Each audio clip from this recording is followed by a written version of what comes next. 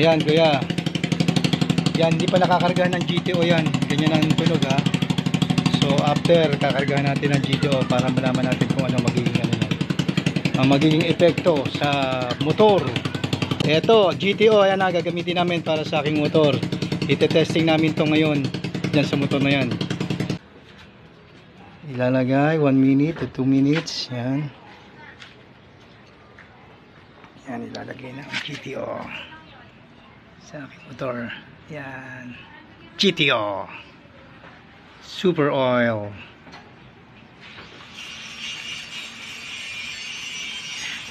Ni Kuya Richie. Ayan na. Antay lang natin siya ng mga 5 minutes.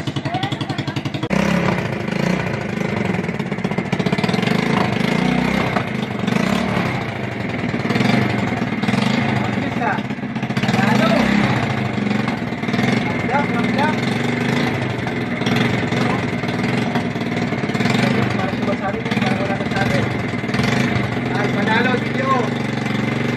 Break.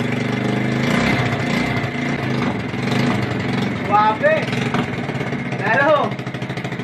Video.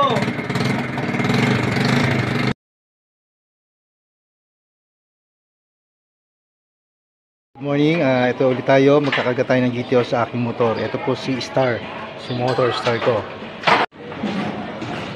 Ito po, ikakarga na natin itong GTO sa aking motor.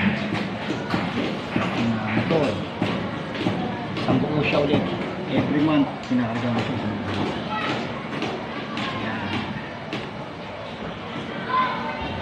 Ayan na po ba simple. Hindi mo na kailangan pumunta sa mekaniko. Actually, yung langis ko is napakaganda na. And then, chinisip ko na lang yung level ng langis ko. Yan, tapos yan i-start ko yan. Start natin. Yan, ayan lang po natin kumalo maigi yung langis. Yan. 3 to 5 minutes para kumalo maigi yung yung langis sa loob ng makina. Yan, tingnan natin at babalik ako at i-review natin after 5 minutes. Panalo, GTO. Ayan na, after 5 minutes, i-review natin. Parang malong pili.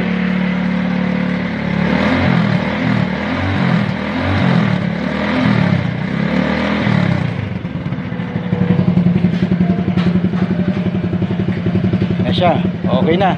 Ready to go.